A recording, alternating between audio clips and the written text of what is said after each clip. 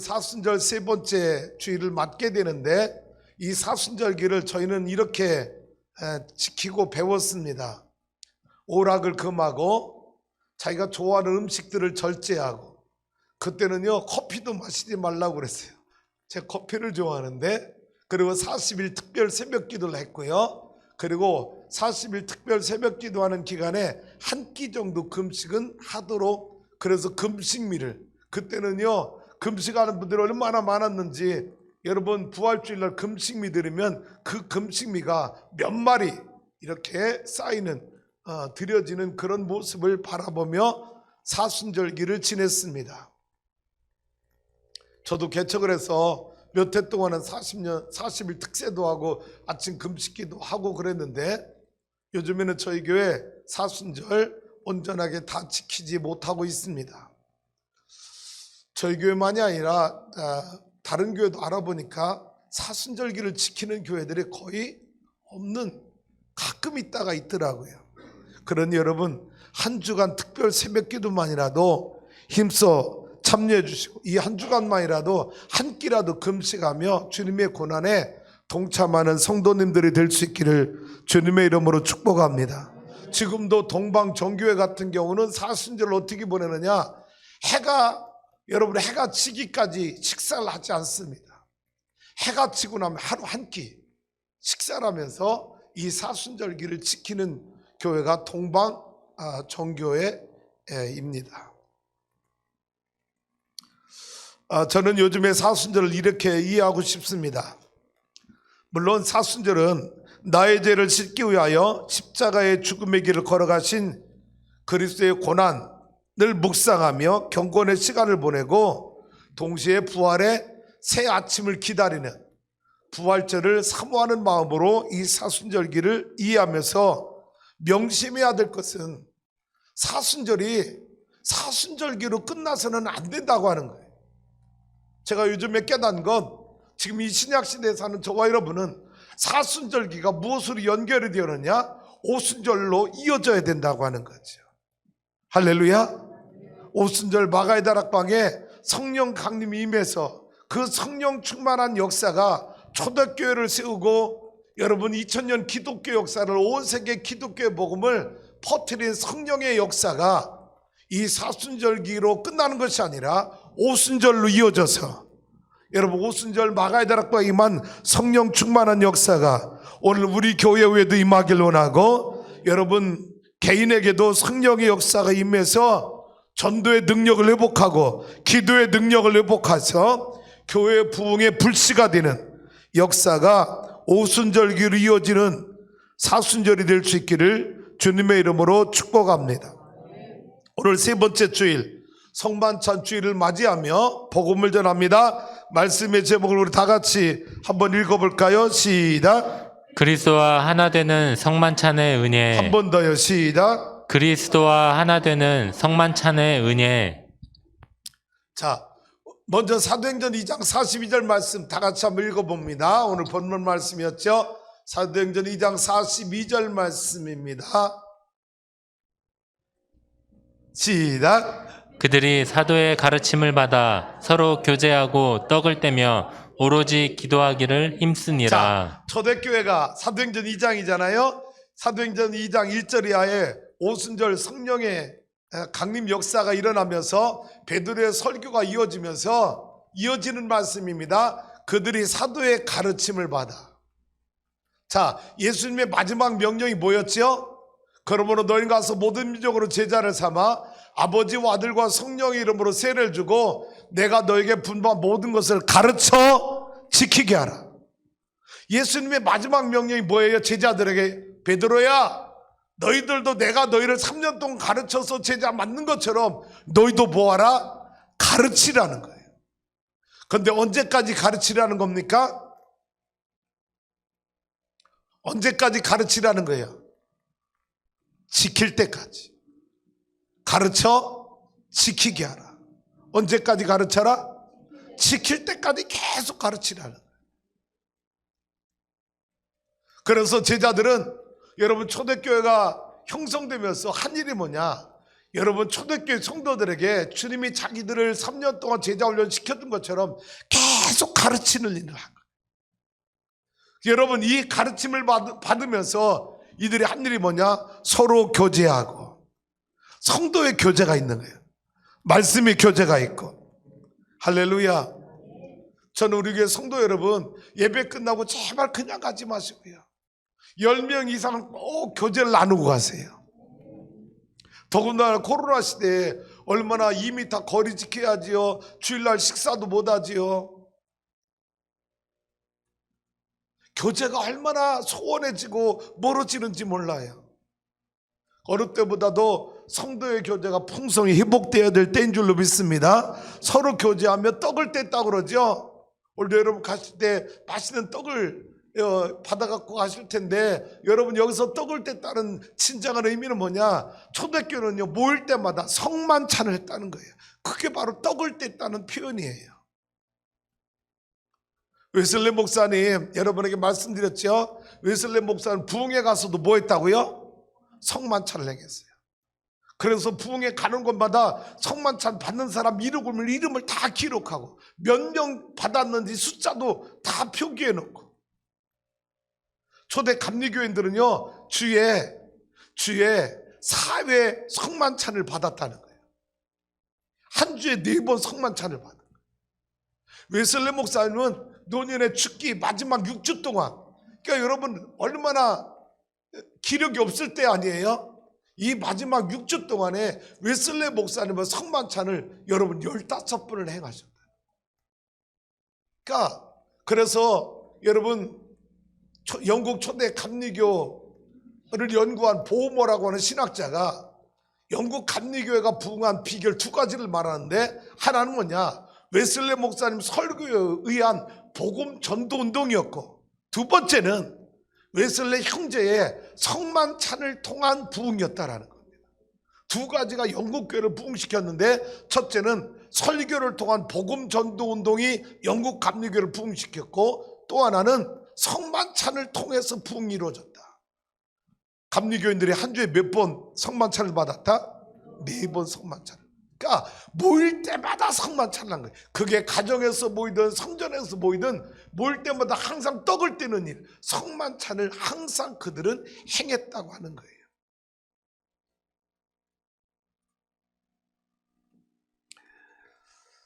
저희 교회는 매달 첫째 주만 성만찬을 해요. 1년에 12번. 그리고 절기 때 하게 되니까 한 16번, 7번 정도 하게 되는 것 같아요. 코로나가 극심할 때는 사실 성만찬도 어려워서 못했지, 위험해서.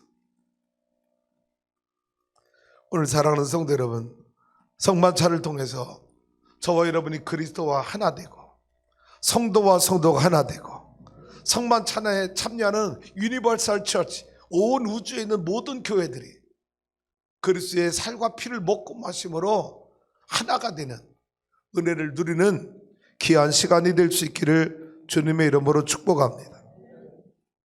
오늘 본문 말씀은 요한복음 6장에 나온 본문 말씀은 원래 의미는 성만찬의 의미는 아닙니다. 원래 의미는 뭐냐? 예수님이 십자가에 죽으시면서 살과 피를 우리에게 주시면서 내가 너희 죄를 대속했노라라고 하는 대속의 의미가 오늘 본문의 진정한 의미입니다. 그러면서 동시에 오늘 본문은 우리에게 성만찬의 은혜가 무엇인지도 또 전해주고 있는 두 번째 은혜, 두 번째 본문을 성만찬으로 해석할 수 있는 말씀이 본문이라는, 첫 번째는 대속의 은혜가 첫 번째 주 메시지고, 두 번째는 성만찬을 통해 주시는 하나님의 은혜와 축복이 무엇인지를 우리에게 깨닫게 하는 말씀이 오늘 함께 읽은 본문에 있는 말씀이라는 거죠. 한 절 한 절 함께 읽으면서 은혜를 나누길 원합니다. 요한복음 6장 47절입니다. 시작. 진실로 진실로 너희에게 이르노니 믿는 자는 영생을 가졌나니. 자, 한 절 한 절 진실로 진실로라고 하는 표현. 여러분 이게 헬라어로는 뭐냐? 아멘, 아멘이라는 뜻입니다. 아니 여러분 구약 성경에 아멘이 맨 먼저 나오는 적이 있어요? 아멘은 언제 나오죠? 맨 끝에 나오는 거예요. 근데 예수님은 자기의 살과 피를 제자들에게 주시면서 너희가 이것을 먹어야 영생을 얻게 되는데, 이 말씀을 주시면서 아멘 아멘 너희에게 이르노니, 이렇게 시작한 거예요. 아멘이라는 것이 여러 가지 뜻이 있지만 그 뜻 가운데 하나가 뭐냐, 아버지께 영광 돌립니다라는 뜻을 가지고 있어요. 우리가 말씀이 선포될 때 여러분이 뭐라고 응답하죠? 아멘 아멘. 그 뜻이 뭐예요? 믿습니다, 순종하겠습니다, 그대로 행하겠습니다, 그런 의미잖아요. 그리고 또 하나 뭐냐, 아멘하여 하나님께 영광을 돌릴지어다. 여러분, 아멘이 하나님께 영광 받는 거예요. 하나님 영광 받으시는 일이에요.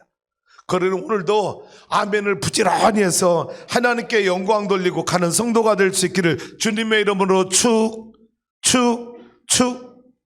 축원합니다. 축자 할 때 이미 아멘이 나와야 되는데 다 짤 때 나오는, 왜 내가 축을 3번이나 했겠어요? 그때부터 아멘이 쏟아져 나와야 되는,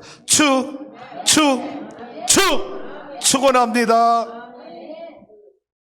자, 믿는 자는 영생을 가졌나니. 누구를 믿는 자? 예수를 나의 구주와 주님으로 영접한 자, 그 믿음을 가진 자는 뭐를 선물로 받게 되느냐? 영생을 선물로 받게 되는 거예요. 영원한 생명입니다. Eternal life. 다시 죽음 있지 않은 영원한 생명을 얻게 되는데, 자, 잘 보세요. 영생을 가졌나니, 가졌나니 단어를 잘 생각해 보세요. 과거, 현재, 미래로 보면 이 가졌나니는 시제가 언제입니까? 예, 과거가 아니라는 거예요. 우리 영생 구원은요, 가졌었나니 과거에 갖는 게 아니에요. 가질 것이다, 미래에 가질 것도 아닙니다. 지금 갖고 있는 거예요. 지금 내 안에 있는 거예요. 가진 거예요. 지금 가지고 있는 거예요. 언제부터? 내가 예수님 영접한 순간부터. 이 영생은 내 안에 머물러 있는 거예요. 떠나는 게 아니에요. 지금도 있고 여전히 있는 거예요. 현재형이라는 거죠. 언제까지?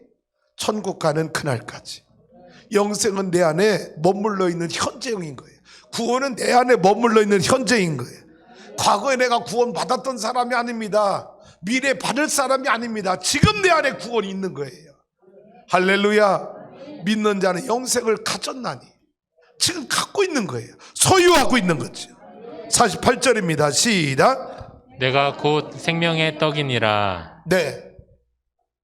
여러분, 요한복음은 그 표현이 많다고 여러분에게 말씀드렸죠. 에고 에이미, 나는 무엇이다. 나는 빛이다.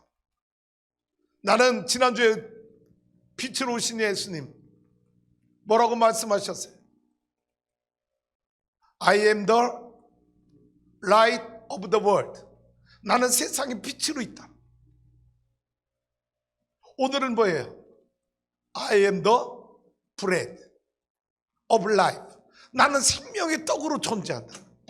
나는 누구누구다. 나는 무엇이다. 에고 에이미, 나는 생명의 떡이니라. 이 생명의 떡이 다음 절에 뭐라고 말해요? 뒤에 영생을 주는 생명의 떡, 생명을 유지하는 영원한 떡. 할렐루야. 49절로 갑니다. 시작. 너희 조상들은 광야에서 만나를 먹었어도 죽었거니와. 네, 무슨 뭐를 말하죠? 이스라엘 조상들이 광야에서 뭘 먹었어요? 40년 동안 만나를 먹었잖아요. 근데 그거 먹고 어떻게 했다는 거예요? 죽었다는 거예요. 자, 그러면 예수님이 지금 갑자기 자기가 생명의 떡이라고 말씀하시면서 이스라엘 백성들이 광야 40년 동안 하나님이 하늘에서 내려준 만나와 메추라기를 먹은 이스라엘 백성들에게 너희 조상들이 광야에서 먹은 만나를 먹었는데 다 죽었다. 광야에서 이스라엘 조상들이 먹은 만나는 예수 그리스도를 향한 그림자였던 거죠. 실체가 아니라 그림자 역할을 한 거예요. 하나님이 그 만나를 먹어서 이스라엘 백성들이 광야 40년을 버티게 한 예수님에 대한 그림자로 만나를 그들에게 먹여주신 거예요. 이제 신약시대에 하나님의 아들의 성육신에서 우리 가운데 실제 임하게 된 실체를 지금 제자들은 그 실체, 그림자가 아닌 실체 만나가 되시는 예수 그리스도를 눈앞에서 보고 있는 것이지요. 이스라엘 백성들은 그림자를 실체로 잘못 인식한 겁니다. 40년 동안 광야에서 내려준 만나가 그림자일 뿐이었는데 그를 실체로 그들은 잘못 인식했던 거죠. 예수님 뭐라고 말해요? 그거 먹고 다 죽었다는 거예요. 50절 가봅니다. 시작. 이는 하늘에서 내려오는 떡이니 사람으로 하여금 먹고 죽지 아니하게 하는 것이니라. 네, 하늘에서 내려온 떡, 생명의 떡으로 오신 예수님을 먹는 자는 뭐하지 않는다? 죽지 않는다. 만나를 먹은 자는 다 뭐 했는데? 그림자의 역할을 하는 거예요. 실체가 아니었기 때문에 죽을 수밖에 없었던 거예요. 그러나 이제 여러분 영원한 생명으로 이 땅에 오신 실체가 되시는 예수 그리스도의 살을 먹고 피를 마시는 자는 죽지 않는다. 할렐루야. 왜? 세상에 속한 것이 아니라 어디서부터 내려왔다? 하늘에서부터 내려온, 하늘에 속한 것, 그리스도를 통해서만 공급받을 수 있는 생명의 떡을 먹는 자는 영원히 죽지 않는다는 것입니다. 51절 가볼까요? 시작. 나는 하늘에서 내려온 살아있는 떡이니 사람이 이 떡을 먹으면 영생하리라. 내가 줄 떡은 곧 세상의 생명을 위한 내 살이니라 하시니라. 할렐루야. 아멘. 성만찬이 바로 이런 거예요.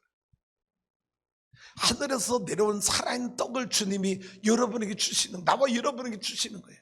이 떡을 먹으면 뭐한다? 영생하리라. 52절 갑니다. 시작. 그러므로 유대인들이 서로 다투어 이르되 이 사람이 어찌 능히 자기 살을 우리에게 주어 먹게 하겠느냐. 이 말씀을 들은 유대인들의 반응이 지금 뭐예요? 다툼이 일어난 거예요. 왜요?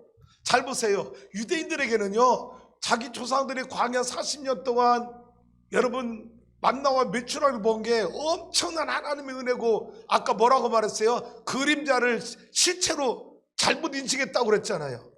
그 사건이 그들에게 얼마나 소중한 영적 사건인데 예수님이 그거 먹은 사람 다 죽었고 말이야. 내가 하늘에서 내려온 라이프 오브 더 브레드, 살아있는 떡인데 이 떡 먹어야 영원히 살 거라라고 말하니까 지금 이 자리에서 예수님의 복음을 듣는 사람들이 뭐냐? 아니, 예수가 누구야? 예수가 누구예요? 예수님의 아버지가 누구예요? 아니, 육신의 아버지 누구예요? 요셉이잖아요. 뭐 어떤 사람이에요? 목수예요. 아니, 이 예수가 누군데 하늘에서 내려온 떡이라고 말해. 이 아버지가 요셉, 나하고 목수쟁이, 목수이라는 사람인데 그 아들이 하늘에서 내려온 떡이라니. 아니, 그리고 우리 조상들이 광야에서 40년 먹었던 만나 그거 먹고 다 죽었다고? 아니, 도대체 이가 누군데? 여러분, 이 말씀을 듣는 그 자리에 있던 유대인들이 예수님이 이 말씀을 이해할 수가 없었다는 거지. 목수의 아들이고. 아니, 어떻게 자기가 하늘에 내려온 살아있는 떡이야. 이 사람이 어찌 등이 자기 살을 우리에 주어 먹게 하겠느냐. 도저히 이 말씀을 이해하고 깨달을 수 없었던 거예요. 여러분, 이 뒤에 오늘 59절 이하에 나온 내용 중에 하나가 뭔지 아십니까? 이 말씀을 듣고 예수님을 따르던 많은 무리들이 다 떠나가게 되고 12제자만 나와요. 예수님 뭐라고 말해요? 너희들도 나를 떠나려느냐? 베드로가 뭐라고 대답하죠? 주여, 영생의 말씀이 여기 계심에 우리가 어디를 가오리까? 여러분, 이 말씀을 깨닫지 못한 유대인들이 예수님을 따르려고 했던 예수님의 제자가 12제자만 있는 게 아니잖아요. 70인 전도대들, 그들도 다 예수님의 제자 그룹이었거든요. 여러분, 결국은 이 말씀 때문에 이해하지 못한 따르던 무리들이 제자라고 생각했던 사람들이 다 떠나고 12제자만 남게 되는 거죠. 53절 가봅니다. 시작. 예수께서 이르시되 내가 진실로 진실로 너희에게 이르노니 인자의 살을 먹지 아니하고 인자의 피를 마시지 아니하면 너희 속에 생명이 없느니라. 네. 인자의 살을 먹지 않고 인자의 피를 마시지 않으면 너희 속에 생명이 없어. 왜? 내가 너희 안에 거하지 않으니까. 내가 너희 안에 거하지 않으면 너희도 내 안에 거하지 못하니까 그 속에 생명, 영생이 없다라는 거예요. 뒤에 가서 또 설명하시겠죠. 주님이 54절 가봐요. 시작. 내 살을 먹고 내 피를 마시는 자는 영생을 가졌고 마지막 날에 내가 그를 다시 살리리니. 네, 내 살을 먹고 내 피를 마시는 자만이 영생을 갖게 된다. 그런 자만이 마지막 날 다시 내가 부활할 것처럼 너희 그들도 내가 다시 부활시켜서 하늘나라 영생의 나라에 들어가게 할 것인데, 누구? 내 살을 먹고 내 피를 마시는 자만이 그 영생을 선물로 받게 될 것이다. 영생을 가졌다, 갖고 있다는. 다음 말씀 가봐요. 시작. 내 살은 참된 양식이요 내 피는 참된 음료로다. 네. 자, 세상의 어떤 음식도 우리 영혼을 영원히 배부르게 할 양식이 없어요. 세상의 어떤 음료도, 아무리 맛있는 음료도 우리 영혼의 갈증을 해결해 줄 수 있는 그런 음료물이 없어요. 예수 그리스도만이 나의 참 양식이고, 예수 그리스도만이 나와 여러분의 영원한 참된 음료가, 다시는 갈증을 경험하지 않는, 다시는 목마름을 경험하지 않는 예수만이 주실 수 있는 참된 양식이요 음료인 줄로 믿습니다. 56절 가보죠. 시작. 내 살을 먹고 내 피를 마시는 자는 내 안에 거하고 나도 그의 안에 거하나니. 오늘 말씀의 제목이에요. 성만찬이 어떤 은혜냐? 내가 그리스도 안에 임하는 것이고 그리스도가 내 안에 임하는 것. 내가 주님 안에, 주님이 내 안에. 여러분, 내가 주님 안에, 그러면 여러분 주님이 내 안에 해보세요. 내가 주님 안에, 주님이 내 안에, 주님이 내 안에, 내가 주님 안에. 할렐루야. 이게 뭐라고요? 성만찬의 은혜란. 그의 피과 그의 살과 피를 먹고 마심으로 주님이 내 안에 임하는 것이고 내가 주님 안에 거하는 것이에요. 예수님과 영적인 연합, 영적인 일치, 영적인 하나님을 경험하게 되는 것이 성만찬의 은혜요 축복인 줄로 믿습니다. 다음 말씀 가봐요. 시작. 살아계신 아버지께서 나를 보내심에 내가 아버지로 말미암아 사는 것 같이 나를 먹는 그 사람도 나로 말미암아 살리라. 이 말씀을 잘 여러분 눈여겨보시고 귀담아 들으세요. 성경 어디에서도 살아계신 아버지로 표현한 말씀이 하나도 없습니다. 뭐라고 표현하죠? 살아계신 하나님이라고 표현. 그런데 놀랍게도 여기에서 예수님이 성부 하나님에 대해서 살아계신 아버지로 표현하고 있어요. 처음 나오는 말씀. 신구약 성경 어느 곳에서도 살아계신 아버지로 하나님을 표현한 곳이 없어요. 다 살아계신 하나님, 전능하신 하나님으로 표현하지 아버지로 표현하지 않았어요. 그런데 예수님은 자기 살과 피를 제자들에게, 예수 믿는 자들의 영생 양식으로 주시면서 살아계신 아버지께서라고 말해요. 뭐냐? 여러분, 성부 하나님과 성자 예수님의 관계를 예수님은요 영적으로 해석하려고 한 게 아니라 부자지간으로 해석하는. 뭐냐? 여러분, 아들의 생명이 누구에게로부터 와요? 아버지로부터 오는 거예요. 그래서 여러분, 나를 보내신 누구냐? 살아계신 아버지가 나를, 아들을 이 땅에 보낸다. 그래서 이 아들의, 내가 이 땅에 존재하는 이유는 아버지 양식이 내 안에 있기 때문에 내가 아들로 사는 거고, 너희들도 내 양식을 먹어야, 내 살과 피를 먹어야 너희들도 내 안에 거하게 되는 거예요. 할렐루야. 그래서 살아계신 아버지께서 나를 보내심이, 내가 아버지로 말미암아 사는 것처럼 나를 먹는 자도 나로 말미암아 살게 될 것이다. 그래서 여러분, 살아계신 하나님으로 표현한 영적 관계로 표현하지 않고 육적 관계로 살아계신 아버지, 나는 그의 아들. 그래서 내가 아버지 양식을 먹고 존재하는 것처럼 나를 통해서, 나를 믿는 자들도 하나님의 자녀로 살려면 나를 통해 공급되는 내 살과 피를 먹고 마셔야 그들도 살게 된다고 하는. 할렐루야. 그래서 부자지간으로 표현하고 있었다는 거죠. 58절로 가봅니다. 시작. 이것은 하늘에서 내려온 떡이니 조상들이 먹고도 죽은 것과 같지 아니하여 이 떡을 먹는 자는 영원히 살리라. 할렐루야.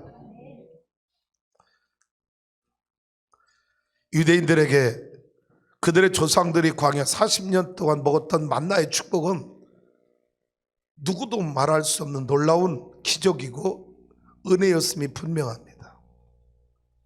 그렇게 이해하고 있는 유대인들이에요. 근데 여러분, 요한복음을 잘 6장을 잘 보세요. 오늘 이 말씀 주시기 전에 요한복음 6장의 출발이 무슨 얘기로 시작합니까? 오병이의 기적이 나옵니다. 보리떡 5개, 물고기 2마리, 5,000명을 먹이 12광주를 남긴 오병이의 기적이 이 앞에 나오는 말씀이에요. 자, 여러분, 오병이의 기적을 일으켰을 때 이 오병이의 기적을 체험한 사람들이 예수님을 어떻게 하려고 하죠? 왕으로 삼으려고 합니다. 자, 보세요. 오병이의 기적을 일으킨 예수님을 왕으로 삼으려고 하는 유대인들의 의도가 어디에 있었을까? 이 말씀과 연결해서 여러분 이해해 보세요. 왜 예수님을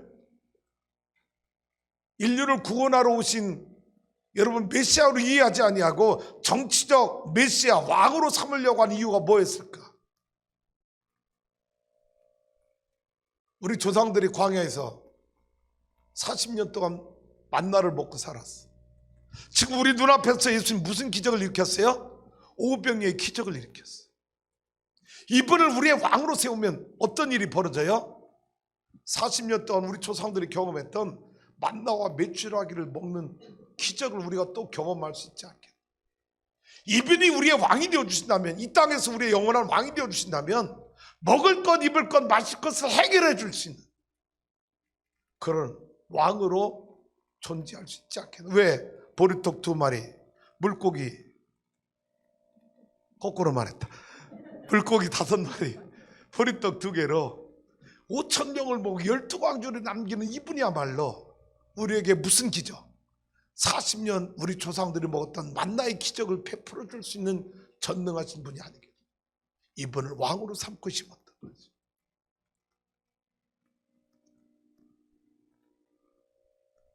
하늘에서 내려온 떡이니 조상들이 먹고도 죽은 것과 같지 아니하여 하늘에서 내려온 떡을 먹는 자는 영원히 살리라. 자, 대조적인 언어가 있죠. 만나 먹었는데 죽었어. 하늘에서 내려온 생명의 떡인 나를 먹으면 살아. 할렐루야. 아까 말씀드렸죠. 영국 18세기 초기 감리교의 성만찬 연구의 권위자인 보우머라고 하는 학자가 영국 감리교회가 웨슬레 복음이 감리교를 부흥시킨 2가지 원인. 첫 번째는 설교를 통한 복음 전도 운동, 두 번째는 성만찬을 통한 부흥 운동이 영국 감리교회를 부흥시켰다는 거예요. 웨슬레 목사님과 동생 성결교 창시자인 찰스 웨슬레 목사님이 성만찬 찬송곡을 몇 곡 만들었다고 그랬죠? 자그마치 166곡의 성만찬곡, 찬양을 166곡을 만드는 거예요.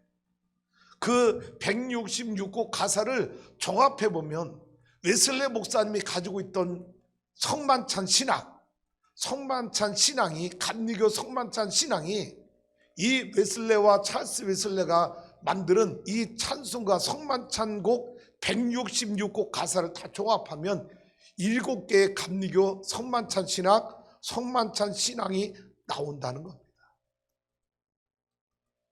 여러분은 잊어버린 은사가 있어서 다 까마득히 이거 언제 들었던 거야?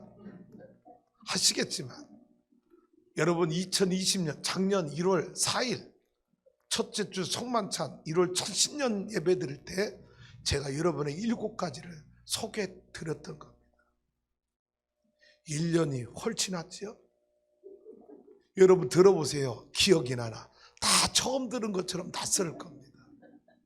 그래서 제가 살아가는 이유가 된 거예요.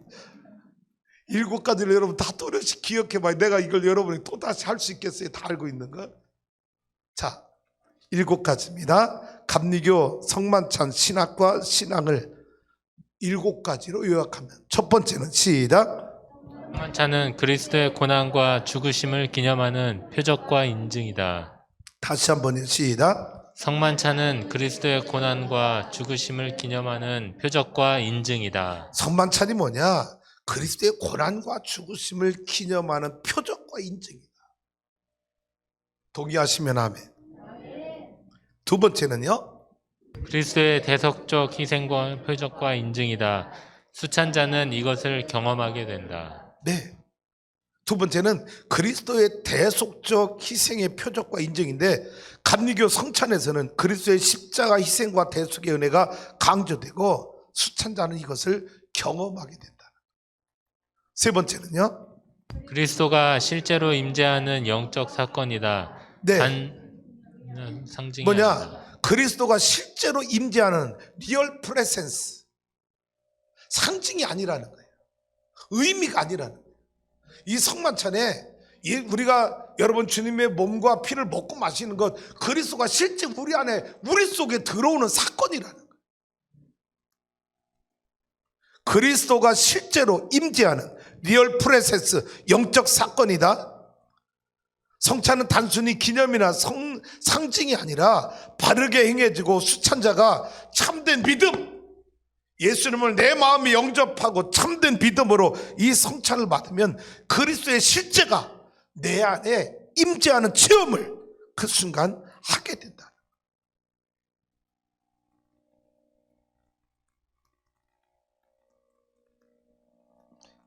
그래서 여러분 쯔빙글리, 칼빈, 성만찬에 대해서 여러 가지 설을 주장했던 화채설이나 공제설이 아니라 웨슬레 목사님은 영적 실제, 영적 임재, 트루 프레센스, 리얼 프레센스. 할렐루야. 그래서 감리교 성찬에서는 성령의 신비한 역사에 의한 그리스도의 실제적 임재에 대한 신앙과 체험이 가장 중요한 요소라는 거예요. 이에 대하여 웨슬레 목사님 아버지가 수산나 목사님이 웨슬레에게 편지를 보냈습니다. 뭐라고 편지 보냈는데 그 내용을 들어보세요. 수산나는 성찬에서 그리스도가 실제로 임재한다는 것은 매우 올바른 견해이다. 우리는 성찬에서 표적만이 아니라 실제로 그리스도의 몸과 피를 받는다. 그리고 이 은혜의 역사는 신비로 가득하다라고 아들 웨슬레 목사님에게 웨슬레 목사님의 성만찬에 대해서 지지하는 편지를 보냈어. 그러자 웨슬레 목사님이 아버지 수산나 목사님의 이 편지에 답장을 뭐라고 보냈느냐 하면은, 성찬에서 그분의 신성이 우리와 연합합니다. 표정만이 아니라 실제로 그리스도의 몸과 피를 받는 이 은혜 역사로 가득한 신비의 역사다. 그렇기 때문에 나는 성찬에서 그리스도가 실제로 임재하는 것을 믿습니다. 또 성찬에서 그리스도와 우리의 연합은 아주로 신비로운 것입니다 라고 아버지에게 답장을 보냈다는 거죠.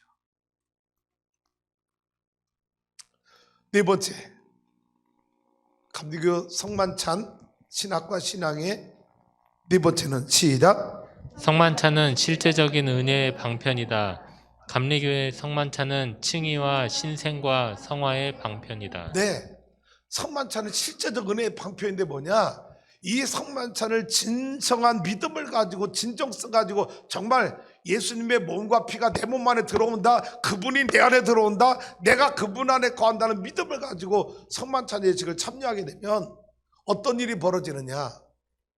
칭의, 내가 믿음으로 의롭다함을 받았다고 하는 이 믿음이 확실해지고, 신생, 거듭남, 내가 그리스도 안에서 다시 태어났다고 하는 born again, 이 거듭남에 대한 믿음이 분명해지고, 그래서 생활 속에서 성화의 삶, 성결의 삶을 계속적으로 살아갈 수 있게 된다는, 이게 성만찬이에요. 네 번째. 다섯 번째는 희생제사이다. 여섯 번째는 천국의 축복을 미리 맛보는 종말론적 잔치이다. 나는 우리 성도들이 특별히 이 여섯 번째를 더 많이 경험하게. 다시 한번 읽어봐요. 시작. 천국의 축복을 미리 맛보는 종말론적 잔치이다. 뭐가? 성만찬. 여러분, 천국의 축복을 미리 맛보는, 내가 이 땅에 살지만 어디에 사는 것처럼, 천국에 사는 것처럼 그 축복을 미리 맛보는 종말론적 잔치가 바로 이 성만찬 잔치라는. 그러니까 성만찬이 여러분 너무 슬프게 참여하면 안 돼. 이미 회개의 기도가 끝나고 나면 이 성만찬은요 잔치가 돼야 돼. 왜? 주님이 기쁨의 근원된 주님이 내 안에 들어오시잖아. 내 죄를 다 씻어주신 거잖아. 내가 그분 안에 거하게 된 기쁨을 누리는 거잖아. 증의의 축복을 누리는 거잖아. 성만찬은 축제라는 거예요. 잔치라는 거예요. 천국의 기쁨을 미리 맛보는, 축제를 맛보는 종말론적 잔치가 성만찬 예식이라는 거예요. 일곱 번째는 복음 전도적 예식이다. 웨슬리는 뭐라고 설명했냐면 이 부분에 있어서 설교와 마찬가지로 성찬도 복음 전도의 도구로 행했고, 그리고 이 때문에 웨슬리는 성찬 신앙을 확인할 뿐만 아니라 성찬에 참여하는 성도들의 신앙을 성찬식에 참여할 때 그들의 신앙을 확인할 수 있다. 그리고 또 하나, 여러분 이 성찬식에 참여하는 자들이 무엇을 경험하게 되느냐? 회심, 회개를 경험하는 예식, 이것이 바로 성만찬이라.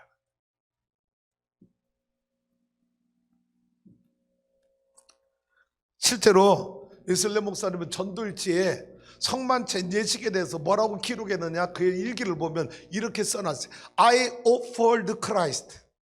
나는 그들에게 그리스도를 주었다. 무슨 말인지 알아요? 성만찬 예식이 떡과 포도를 준 게 아니라는 거예요. 나는 그들에게 I offered Christ.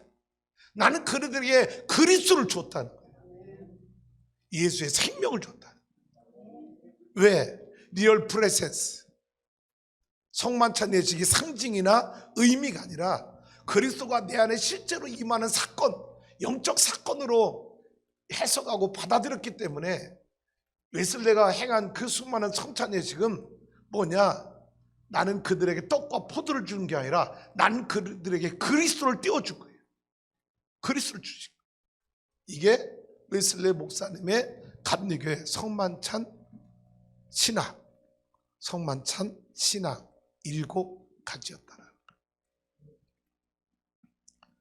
사랑하는 성도 여러분, 다음 성만찬 때는 웨슬리는 그럼 수찬자들이 어떻게 수찬을 받겠는, 그 수찬 받는 방법에 대해서 여러분과 함께 은혜를 나누길 원합니다. 오늘 제가 여러분에게 전하고 싶었던 이 성만찬의 은혜는 뭐냐? 그리스도와 성만찬에 참여하는 내가 영적으로 연합, 합일, 일치, 그리고 나와 내가 그리스도와 이 성만찬을 통해서 하나가 되었다면 이 성만찬에 참여하는 모든 성도가 다 그리스도 안에서 하나가 되었다. 우리는 하나라고. 할렐루야. 영적인 연합, 영적인 일치를 경험하는 것이 성만찬의 은혜라고 하는 거예요. 이 은혜가 오늘 성만찬에 참여하는 저와 여러분에게 충만해질 수 있기를 주님의 이름으로 축복합니다.